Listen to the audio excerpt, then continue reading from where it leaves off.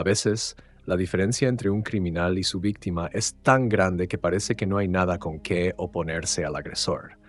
Pero algunos poseen una voluntad de vivir tan fuerte que incluso un niño puede encontrar la fuerza para detener a un despiadado asesino. Saeri Bosfar estaba convencida de que su fuerza vital y su capacidad para resistir cualquier circunstancia las había heredado de su valiente y fuerte padre. La niña nació en Estados Unidos en el año 1980. Fue la primogénita de Patricia, una estadounidense, y Ahmadari Bosfar, un inmigrante del Medio Oriente. Ahmadari se había trasladado desde Irán en busca del sueño americano, estableciéndose en Pensacola, Florida. Estaba feliz de haber logrado asentarse en un nuevo lugar y encontrar a una mujer a la que amaba sinceramente. Se casaron, pero desde el principio enfrentaron dificultades. Patricia resultó ser de carácter rebelde e incluso, en ocasiones, incontrolable. Al principio, Ahmad pensó que esto era una característica del carácter estadounidense y trató de actuar con indulgencia. Él estaba enfocado en la familia y creía que todo cambiaría con el nacimiento de un hijo. Por eso, la llegada de su primera hija, a la que llamaron Saye, fue un evento lleno de alegría. 2 años después nació otra niña, a la que llamaron Sara, y luego llegó el tercer hijo, un niño al que llamaron Arash. Para ese momento ya se notaba una tensión considerable en la pareja. Patricia tenía un carácter muy impredecible y bastante conflictivo. No era disciplinada ni sumisa, como estaba acostumbrado Ahmad, originario de Oriente, y en su opinión su comportamiento era inadecuado. Lo que más le irritaba era la inclinación de su esposa por las fiestas, el alcohol y la marihuana. A pesar de que el jefe de la familia trabajaba constantemente para mantener a todos, a Patricia le preocupaban poco los niños y los problemas de su esposo. Cuanto más tiempo permanecía Ahmad en esa relación, más entendía que Patricia simplemente no estaba hecha para la vida familiar. Los padres tenían puntos de vista completamente diferentes sobre la crianza de los hijos. Ahmad exigía disciplina y un cuidado completo. A Patricia, en cambio, no le interesaba. Ella solo quería divertirse. Después de otra fiesta y un conflicto, Ahmad decidió que ya había tenido suficiente. Las diferencias entre ellos llevaron a un divorcio conflictivo. El mayor problema surgió cuando Patricia expresó su deseo de obtener la custodia completa de los niños y excluir por completo cualquier contacto entre el padre y sus hijos. En ese momento, Saye tenía 5 años, su hermana apenas 3, y su hermano Arash aún era un bebé. A pesar de que Patricia no encajaba en el perfil de una madre ejemplar, como ciudadana estadounidense tenía más derechos legales y logró obtener la custodia principal de los niños. El tribunal ordenó a Ahmad pagar una pensión alimenticia y le permitió ver a sus hijos solo de forma ocasional. El hombre estaba insatisfecho con esta situación. Él quería obtener la custodia total, ya que estaba convencido de que su irresponsable exesposa no sería capaz de criar a 3 niños a la vez. Según él, Patricia era un peligro, pero el tribunal fue sordo y ciego a las palabras de Ahmad. Este golpe lo afectó profundamente y finalmente decidió abandonar Florida. Se mudó a Rochester, en el estado de Nueva York, donde planeaba empezar una nueva vida desde cero. Con bastante rapidez, el migrante decidido se volvió a casar, comenzó a construir su carrera y logró tener éxito. Su segunda esposa resultó ser mucho más adecuada para la vida familiar. Cuidaba de los hijos de su matrimonio anterior y lo hacía de manera excelente. Sin embargo, incluso años después, la situación con los hijos de Ahmad de su primer matrimonio seguía inquietándolo. No le satisfacía no poder pasar todo el tiempo que deseaba con ellos. Además, cada vez que los veía, notaba más señales preocupantes en el ambiente del hogar y en el comportamiento de sus hijos en crecimiento. A pesar de cumplir fielmente con las obligaciones impuestas por el tribunal, pagar la pensión alimenticia y visitar a sus hijas y a su hijo, se dio cuenta de que los niños no se alimentaban bien.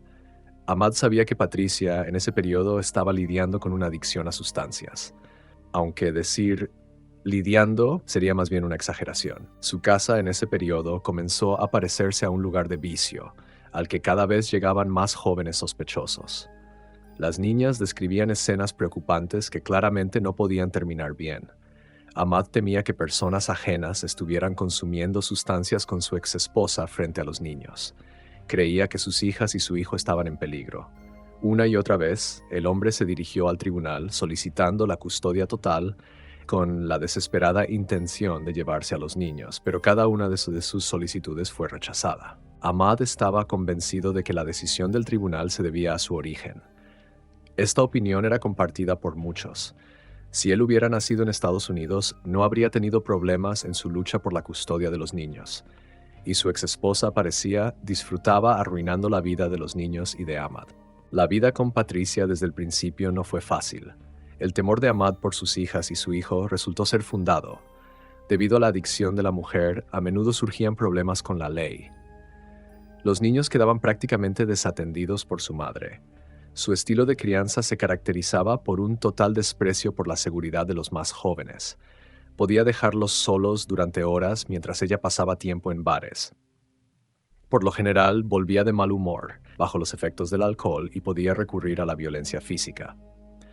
Los insultos eran algo común y los niños ya ni siquiera prestaban atención a los gritos.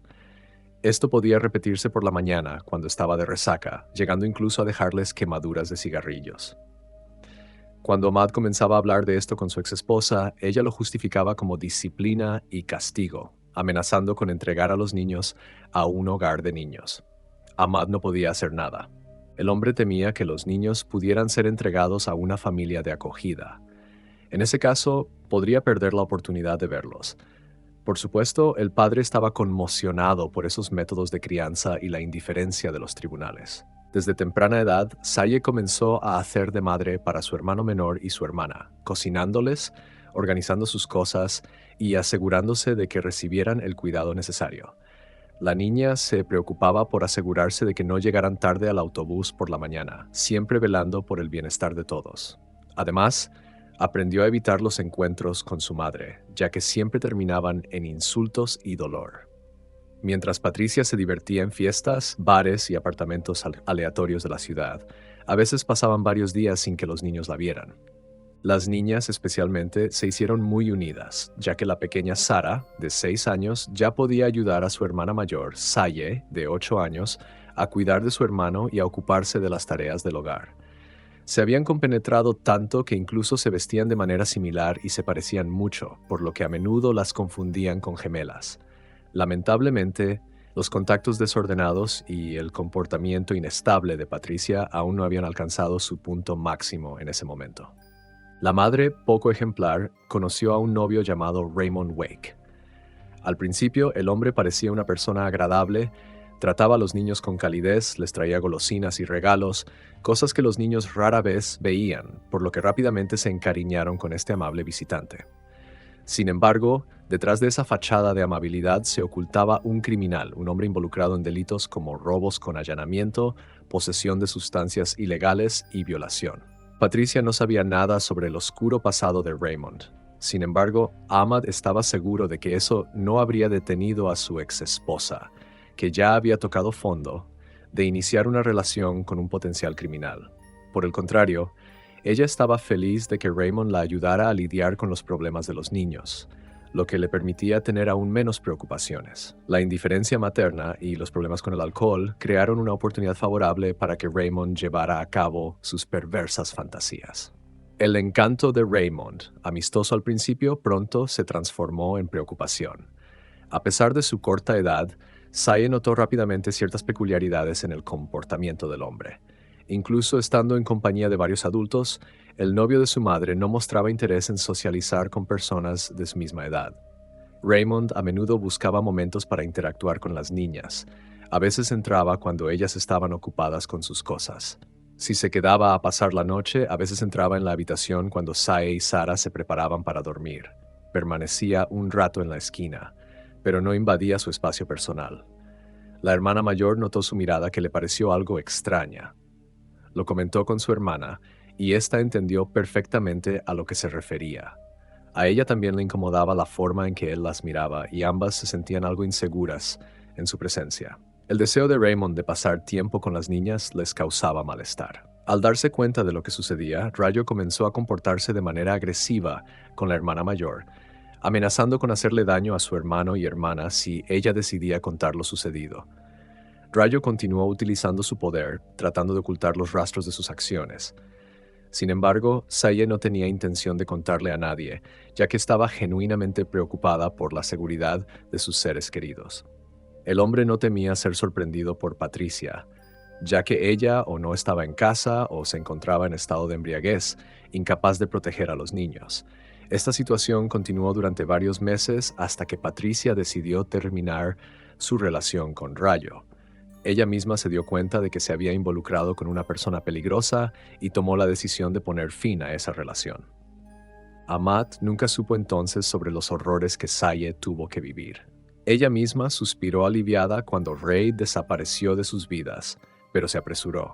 Durante este periodo, la mujer empezó a ir aún más a menudo a bares y se ausentaba aún más, dejando a los niños a merced del destino todo el día. Elegía sustancias prohibidas, alcohol y relaciones desordenadas en lugar de ser una madre decente. El 21 de septiembre de 1988, Patricia se fue a otra fiesta, dejando a su nuevo novio en el apartamento. Un par de horas después, él se fue y se unió a ella en el bar.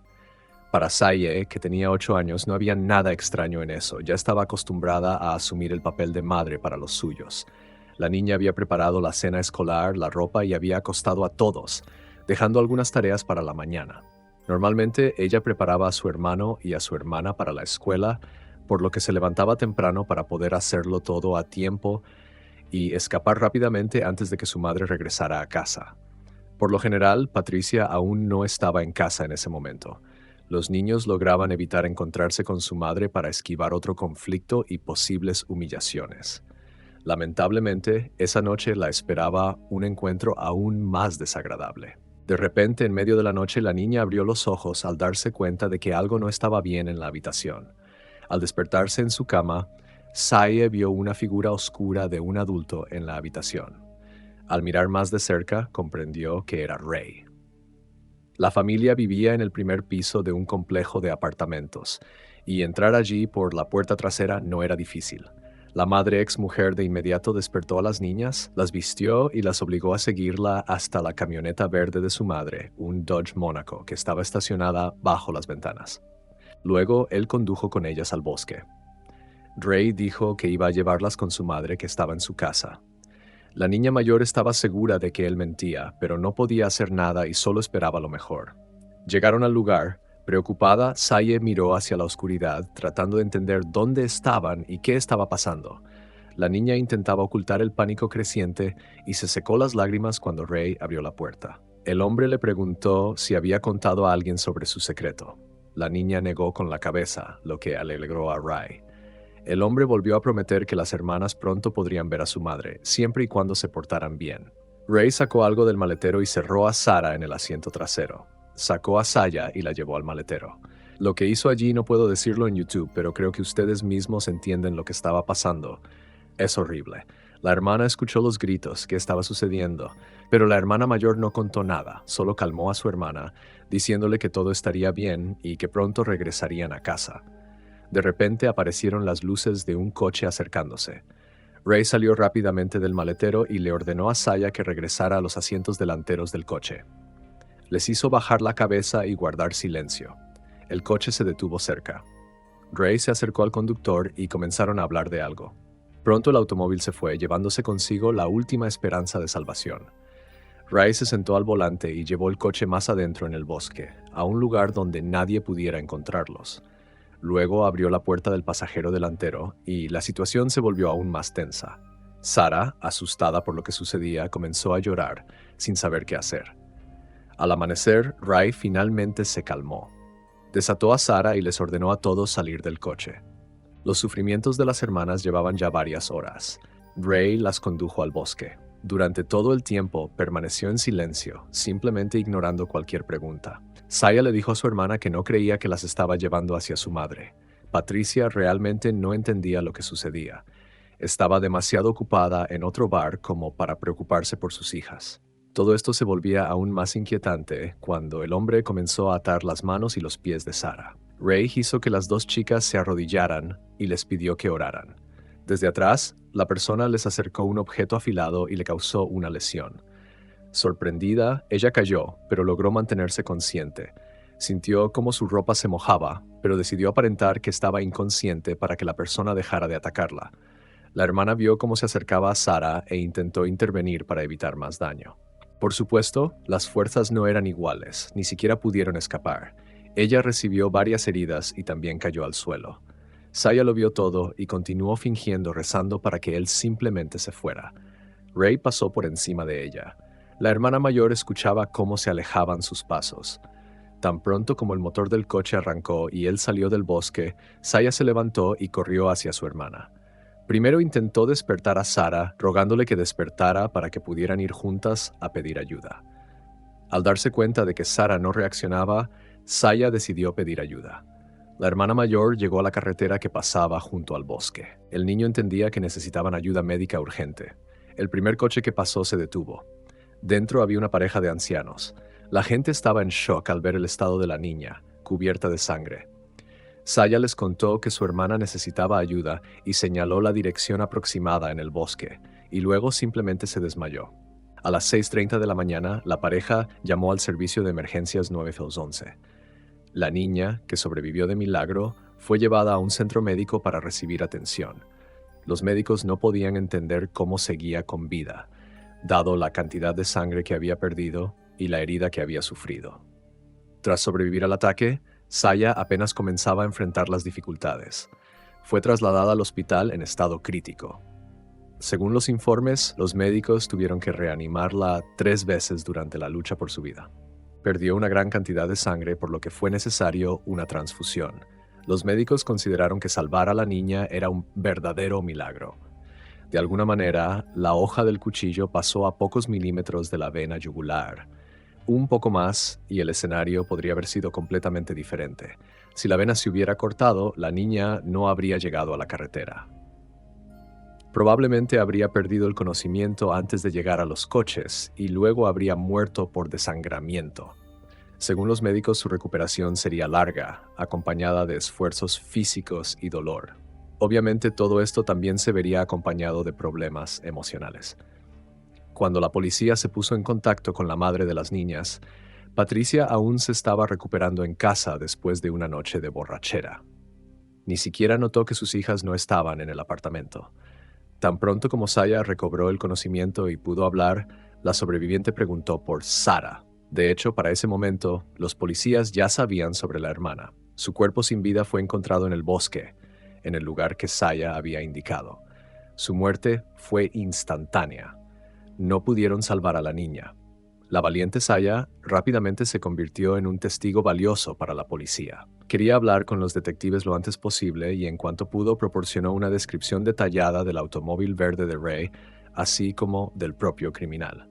Ese mismo día lograron identificarlo. El hombre se encontraba en la casa de sus padres. Allí también estaba el coche.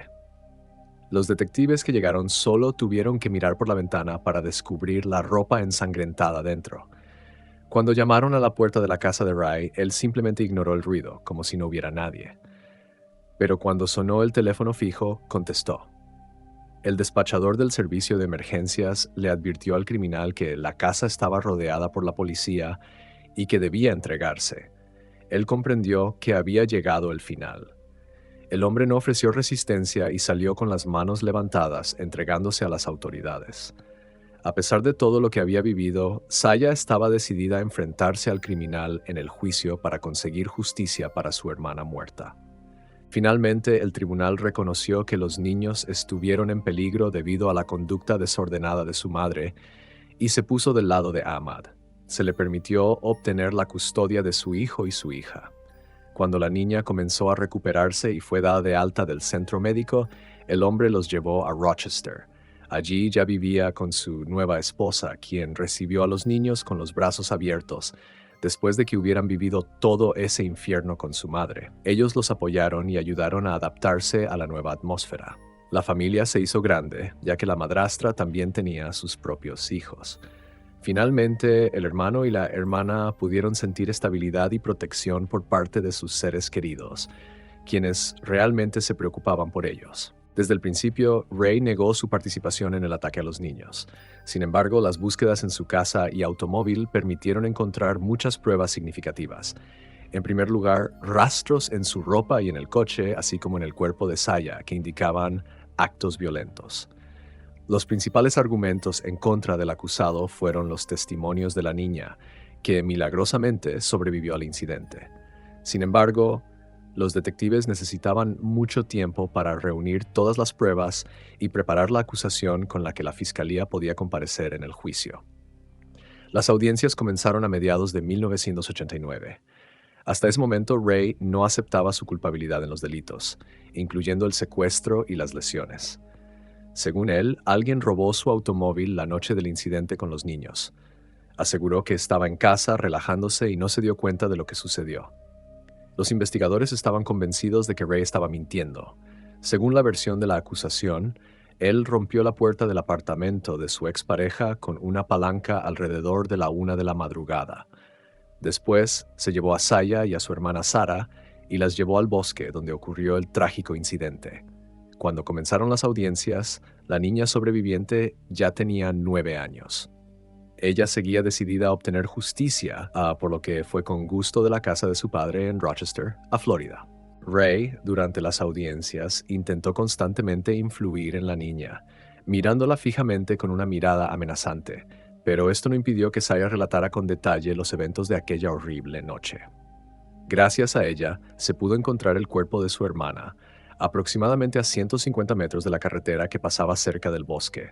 Allí se encontraron huellas de neumáticos que coincidían con el patrón de las ruedas del coche de Ray. Los detectives también hallaron fragmentos de tela con rastros de sangre que posteriormente resultaron ser partes de la ropa encontrada en el vehículo del acusado. Ahmad sufrió profundamente la pérdida de su hija menor, Sara. Esperaba con ansias la decisión del tribunal y confiaba en que esta vez la justicia estaría de su lado. Patricia mostró mucho menos interés en el proceso judicial. Parecía que para ella todo esto era solo otro motivo para beber. El acusado no tenía intención de rendirse, ya que se trataba de una larga lista de crímenes castigados con la pena de muerte, por lo que sentía que no tenía nada que perder. A pesar de todas las pruebas que, según la fiscalía, eran irrefutables, Ray seguía insistiendo en su historia del robo del coche y todo lo demás lo calificaba como pruebas falsas. Esto no funcionó, así que empezó a contar una versión en la que los policías habían violado la ley al arrestarlo sin una orden judicial. El tribunal rechazó esas alegaciones. Incluso sin las pruebas materiales encontradas tras su arresto, había suficientes razones para mantener al sospechoso bajo custodia. Desde el principio, la acusación actuó con gran seguridad. El abogado, por su parte, creía en la culpabilidad de su cliente, por lo que decidió centrarse no en negar los cargos, sino en evitar la pena capital. Como era de esperar, el jurado declaró a Ray culpable de asesinato en primer grado, secuestro, violación y tentativa de asesinato. Se decidió que el castigo que merecía era la pena de muerte. En desacuerdo con la sentencia, Ray y su abogado comenzaron a actuar. Así nació una serie de apelaciones y otras maniobras legales que continuaron retrasando la ejecución de la pena de muerte y le permitieron seguir viviendo en prisión, a pesar de la condena. Probablemente él odiaba con todo su ser a su pequeña víctima, a quien no pudo doblegar. Ray incluso siguió intentando torturar a Saya, enviándole constantemente cartas con amenazas, llamándola mentirosa y acusándola de haber despojado injustamente a un hombre honesto de su libertad. Sin embargo, la valiente niña ya no tomaba en serio sus amenazas. Vivía con su madrastra y su padre, y se sentía verdaderamente segura allí. Ahmad había creado para ella un ambiente estable y favorable, algo con lo que no estaba familiarizada hasta ese momento. A simple vista parecía que todo iba bien. De repente, la paz de su vida se vio interrumpida por Patricia. A pesar de los abusos cometidos antes, intentó recuperar la custodia de los niños. Esto llevó a un prolongado proceso judicial y su padre luchó desesperadamente para evitar que los niños se reunieran con ella. Los propios niños no querían verla después de todo lo que habían vivido. Incluso la culpaban en parte de la muerte de Sara. Sin embargo, la madre logró que la visitaran periódicamente y pasaran las vacaciones con ella. Todo lo que había vivido debería haber ayudado a Patricia a cambiar, pero no fue así. No modificó sus hábitos. La mujer seguía consumiendo alcohol y sustancias no permitidas y, al perder el control, a veces descargaba su frustración sobre los niños. Ya en las primeras vacaciones, después de varios días de consumo, perdió el control, se mostró agresiva con los niños y los quemó con cigarrillos. Lamentablemente, A Amat nuevamente no podía hacer nada. La ley claramente se interponía. Patricia no permitía que los niños recibieran ayuda y los policías parecían ignorar todas las denuncias de violencia doméstica. Los trabajadores sociales que aparecían constantemente en su casa también parecían no notar nada. Cuando Saya y Arash crecieron, tuvieron el derecho de decidir por sí mismos cómo querían vivir. Los adolescentes, naturalmente, no querían visitar a su madre y suplicaban a su padre que no los enviara a Florida. Al final, ambos cortaron completamente los lazos con su madre. Patricia no estaba dispuesta a rendirse tan fácilmente y seguía buscando formas de llevarse a los niños. Amat se vio obligado a recurrir al sistema judicial de Nueva York para obtener la custodia total. No podía excluir completamente el contacto con la madre, ya que hacerlo era imposible según la ley. Sin embargo, en Florida, el tribunal afirmaba que la suspensión de la custodia total de Patricia era solo una medida temporal. A pesar de toda la historia de negligencia y trato abiertamente peligroso hacia los niños, el juez afirmaba que la mujer no era responsable de lo sucedido con Sarah y Saya. La culpa era completamente de Ray. Todo esto llevó al lanzamiento de una campaña destinada a hacer que el tribunal reconsiderara su decisión a favor de Amat. Los niños seguían negándose a ver a Patricia, pero el avance solo se logró gracias al apoyo de la comunidad local. Se realizaron varias manifestaciones públicas que instaban a Patricia y a los tribunales a transferir los derechos de custodia total al padre de manera indefinida. Esto duró un tiempo considerable, pero al final dio resultado. La mujer retiró su apelación al tribunal, ya que Saya ya iba a cumplir 18 años, por lo que ya no se le podía obligar a regresar a Florida en contra de su voluntad. La madre parecía no estar realmente interesada en obtener la custodia de su hijo, o tal vez simplemente se había cansado de litigar. En cualquier caso, dejó de recurrir a los tribunales. Según la opinión de Amat, la razón de tal comportamiento del sistema judicial radicaba en su origen. Pero él estaba feliz de que todo hubiera funcionado después de tantos años de esfuerzo. Al terminar la escuela secundaria, Saya ingresó a la universidad y obtuvo su título en Derecho Penal. Desde el ataque en el bosque, su pasión por la justicia se convirtió en su principal impulso. Primero se unió al Centro Nacional para Personas Desaparecidas y trabajó en proyectos relacionados con la lucha contra la explotación infantil. También trabajó como oficial de policía en el estado de Nueva York. En 2004, se enteró de que Ray había muerto en prisión de cáncer. El criminal pasó más de 15 años presentando apelaciones para evitar la pena de muerte. Pero incluso en su lecho de muerte, siguió siendo el monstruo cruel en la memoria de todos los que lo conocían bien. En lugar de arrepentirse de sus horribles crímenes, o al menos reconocerlos, escribió una última carta burlándose de Saya. En ella, Ray se reía detalladamente de esa fatídica noche en el bosque. En lugar de experimentar dolor o rabia, Saya vio en ello una oportunidad para volverse más fuerte. Ella había sido testigo de cómo mataban a su hermana menor. Había sufrido una herida que por todos los parámetros debía haber sido mortal para ella, pero logró sobrevivir esa noche espantosa. Afortunadamente, la madre de Patricia tampoco logró destruir su infancia feliz. Ray no pudo quebrantar su espíritu con amenazas y abusos constantes. A pesar de las brutalidades y dificultades, Saya se convirtió en la persona que defiende el honor y la justicia. Con estos pensamientos en la última carta escrita por el criminal, vio solo el amargo sabor de la derrota que él experimentó al no poder doblegar a una niña indefensa. Saya Bosfar demostró una resistencia increíble. Después de todos esos eventos, se casó con su novio Kelly. En 2010, la pareja tuvo un hijo al que llamaron Noah. En 2016, fue ascendida a detective en Nueva York. Toda esta historia salió a la luz recién en 2022, cuando ella la compartió abiertamente, recibiendo felicitaciones por la fecha conmemorativa. Para ese momento, Saya ya había dedicado más de 10 años a su carrera en las fuerzas del orden. Según sus palabras, lo hizo en memoria de su hermana Sarah, a quien el destino no fue tan amable. A lo largo de su carrera, Saya se dedicó especialmente a la lucha contra los delincuentes propensos a cometer abusos sexuales. En aquellos años, Ray ya había cometido varios ataques violentos y podría haberse aislado de la sociedad. Pero las autoridades no contaban con un sistema que permitiera rastrear a todos esos delincuentes. Aunque Saya no está segura de que, con la negligencia de su madre, esto hubiera ayudado a protegerlas a ella y a su hermana.